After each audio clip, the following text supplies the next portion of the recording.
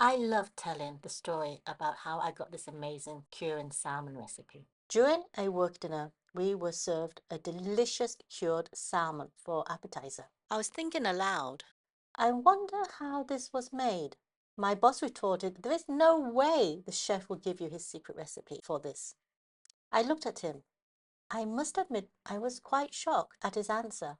Somehow I knew the waitress couldn't help me, so after dinner and the restaurant had quietened down, I walked over to the kitchen hatch and started talking to the chef. He told me exactly how he made it, invited me into his kitchen, and at the end even gave me some of his personal pickling combination to start me off. What a beautiful human being.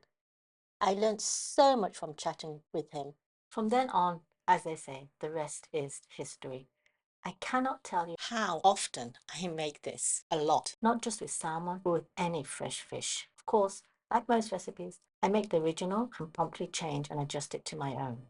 For a start, I use only quality Himalayan salt with no iodine. I don't use any sugar in my cooking anymore, but I do use a lot of spices, and I used a lot of spices here too. I need flavor. The citrus works wonderfully on the fresh fish. I use this recipe for other fresh fish too, not just salmon, and it works a treat. This dish has become an absolute favorite with not only my own family, but everywhere where I bring it to. It was especially requested for my son's bar mitzvah, and I'm happy to say I managed to save a ton of money by not ordering crab lox or lox or whatever you call cured fish. Needless to say, it went very, very fast, which is why there are no photos of it at the bar mitzvah table. So not leaving you guessing, and found some old photos of family dinners with my homemade cured salmon.